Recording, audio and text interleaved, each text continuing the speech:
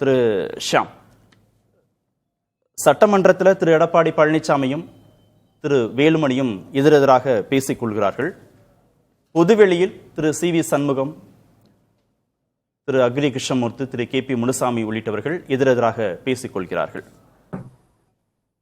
அதிமுக தொண்டர்களுக்கு, பார்வையாளர்களுக்கு, பொதுமக்களுக்கு இருதரப்பு பேச்சும் கிடைக்கிறது. ஆனா ஒரு மூத்த பத்திரிகையாளரா உங்களுடைய பார்வை என்ன? இதுல யார் பக்கம் நியாயம் இருக்கு? திரு எடப்பாடி தரப்பு பக்கம் நியாயம் இருக்கா, இல்ல திரு சி.வி. சண்முகம் உள்ளிட்டோருடைய அணியின் பக்கம் நியாயம் இருக்கா? முடிவுகள் வந்தது முகமூடி கிழிந்தது, அப்படித்தான் நான் இதை பார்க்கிறேன். வெற்றிக்கு வாய்ப்பு இல்லை என்று தெரிந்தவுடன் அந்த ஒற்றுமை நாடகம் முடிந்தது. ஏற்கனவே இருக்கிற பிரச்சனை தான் இந்த பிரச்சனை என்பது. பல மாதங்களாக ஊடகங்கள்ல நம்ம பேசினதுதான் இருக்கு. ஆனா சம்பந்தப்பட்டவர்கள் மறுத்தார்கள். இப்ப 6 பேர் செங்கோட்டையன் இருந்த காலத்துல 6 பேர் போய் பார்த்தது, அதெல்லாம் ஊடகங்களை வெளிவந்தது. நீங்களும் நானுமே நிகழ்ச்சிகள்ல கலந்துகிட்டு இருக்கோம், அது பற்றிய நிகழ்ச்சிகள்ல. ஆனா சம்பந்தப்பட்டவங்க மறுத்தாங்க. இந்த 6 பேர் சேர்ந்தா மறுத்தாங்க. இப்போது முடிவுகள் வந்து விட்டது, இனிமேல் நமக்கு வாய்ப்பு இல்லை என்ற நினைப்பாக இருக்கலாம், இல்ல இதுதான் கட்சியை கைப்பற்றுவதற்கு சரியான தருணம் என்கிற ஒரு நினைப்பாக கூட இருக்கலாம். எம்ஜிஆர் அவர்கள் காலத்திலேயும் சின்ன சின்ன பிளவுகள் வந்திருக்கு, நான் அதை இல்லைன்னே மறுக்கல. முதல்ல பச்சை குத்தலான்னு சொன்ன போதே பிளவு வந்தது. இப்ப மூத்த தலைவர் ஹண்டே பலரும் பிரிந்து போனார்கள் அப்போது. அப்புறம் ஆல் இண்டியாங்கிற விகுதியை சேர்க்கும் போது, எம்ஜிஆர் விகுதியை சேர்க்கும் போது கோயம்புத்தூர் செயற்குழு பொதுக்குழு, அதுல பிளவு வந்தது. கோவை செழியன், அன்றைக்கு இருந்த மூத்த தலைவர்கள் எல்லாம் வெளியில போனாங்க. 80ல ஏற்பட்ட பிளவு தோல்வி, முதல் தோல்வி அது. எம்ஜிஆர் ஆட்சிக்கு பிறகான முதல் தோல்வி, அதாவது பாராளுமன்ற தேர்தலில் தோல்வி. அதுக்கப்புறம் நாஞ்சில் மனோகரன் உள்ளிட்ட பலர் வெளியே போனாங்க. அதுக்கப்புறம் எல்லாருக்கும் தெரிஞ்ச எஸ்டிஎஸ் பிளவு, அது நமது கழகம்னு ஆரம்பிச்சு கட்சியெல்லாம் நடத்தி எம்ஜிஆர் மீதே ஊழல் புகார் பட்டியல் கொடுத்து, இதெல்லாம் பழைய எங்க காலத்து நிகழ்ச்சிகள். எல்லாருக்கும் நினைவில் இருப்பது, கேசிபி கூட அது நன்றாகவே தெரியும், ஜெயலலிதா ஜானகி தலைமையிலான அந்த பிளவுகள் இயற்கை தாங்க, அதை நான் மறுக்கவே இல்லை. தோல்விக்கு பிறகு எப்போதுமே ஒரு கோபம், கொதிப்பு, நம்ம சொன்னதை இவங்க கேட்கல அதனாலதான் தோத்து போடும். தோல்வி எப்போதுமே அனாதை தானே, அதுக்கு யாருமே சொந்தம் கொண்டாட மாட்டாங்க. வெற்றிக்கு எப்போதுமே 1000 சொந்தக்காரர்கள், என்னால் தான் வெற்றி கிடைத்தது, அது சொந்தம் கொண்டாடத்தான் செய்வாங்க.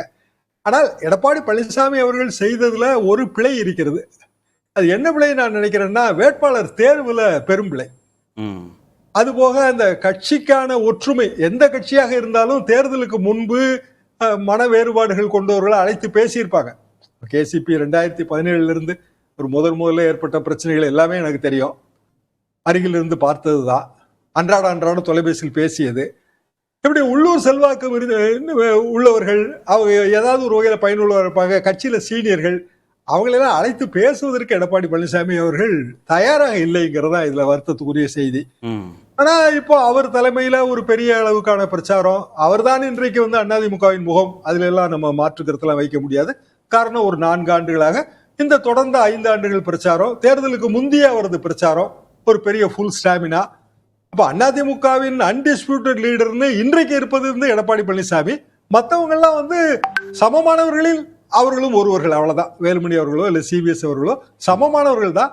ஆனா எடப்பாடி பழனிசாமி அவர்களுக்கான உயரத்திற்கு அவர்கள் போகல. அப்படி போகணும்னு நினைச்சா இன்னும் எத்தனை வருடங்கள் ஆகுதுன்னு நமக்கு தெரியாது. அப்படியான சூழ்நிலையில் தேர்தல் முடிவு வந்தவுடன் எடப்பாடி பழனிசாமி அவர்கள் ஒன்று செய்திருக்கலாம். இப்போ உதாரணமாக திரு மு க ஸ்டாலின் அவர்கள் இப்போது வெளியிட்ட அறிக்கை மாதிரி, தோல்விக்கு நான் பொறுப்பு ஏற்றுக்கொள்கிறேன், இது பற்றி நம்ம விவாதிப்போம், ஒரு இணைய பக்கத்தை திறந்து அதுல கருத்துக்கள் பரிமாறிக்கொள்வோம், இது பற்றி ஒரு 20 நாள்ல எல்லாரும் சொல்லுவோம், பேசுவோம், அப்படியான ஒரு அறிக்கை, சமாதானமாக ஒரு அறிக்கை, கொதிப்பை ஆற்றுகிற ஒரு அறிக்கை, ஆற்றுப்படுத்துகிற அறிக்கை, அது வெளியிட்டு இருந்தால் இந்த அளவுக்கு பிரச்சனை வந்திருக்காதுன்னு நான் நினைக்கிறேன். ஆனால் அவர் ஏனோ தெரியல அதை வெளியிட விரும்பல. கலைஞர் கூட அந்த காலத்துல தோத்த பிறகு நான் ராஜினாமா செய்யறேன்றாரு, உடனே எல்லாரும் போய் சமாதானப்படுத்துவாங்க. இது ஒரு டெக்னிக் தான். அதுக்காக ஒரு தலைவர் ராஜினாமா செய்து அதுக்கு ஒரு கட்சியை எப்படி வளர்க்கிறது இல்ல. இங்க ஒருவேளை ராஜினாமா செய்யறேன்ற முடிவை திரு எடப்பாடி பழனிசாமி எடுத்திருந்தால், இப்போ அதிருப்தி தெரிவிக்கக்கூடிய தலைவர்கள் ஆம் சரிதான் சொல்லக்கூடிய இடத்துல தான் இருக்கிறாங்க போல இருக்கே.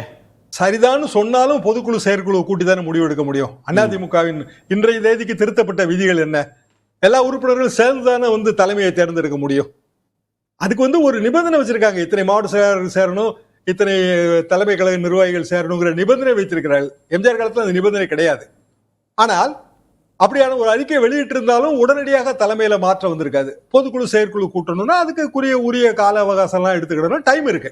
ஓகே, யார் பக்கம் இருக்காங்க, யார் பக்கம் இருக்காங்க? அதிமுகவுடைய தொண்டர்கள், நிர்வாகிகள், முக்கிய தலைவர்கள், இந்த சட்டமன்ற உறுப்பினர்கள் கடந்து இவங்கெல்லாம் யார் பக்கம் இருக்காங்க? தொடர் தோல்வி, கூட்டணியை சரியா எடுக்கல, சர்வே எடுத்தாருன்னு சொல்லி அதை எங்க கிட்ட காமிக்கல, இந்த மாதிரி குற்றச்சாட்டுகளை பொதுவெளியில CV சண்முகம் தரப்பு வச்சுட்டாங்க.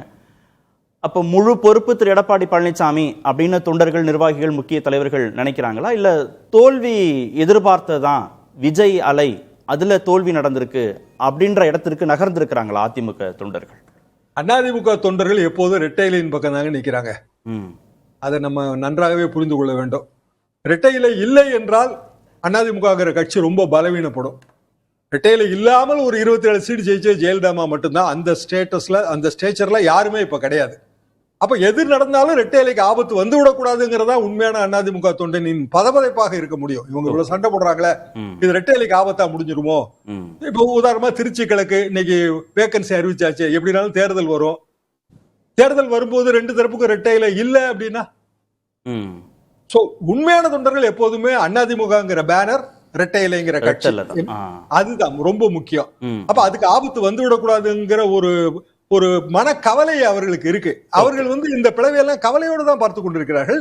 தலைவர்கள் சரியான முடிவு எடுக்க வேண்டும். ஓகே.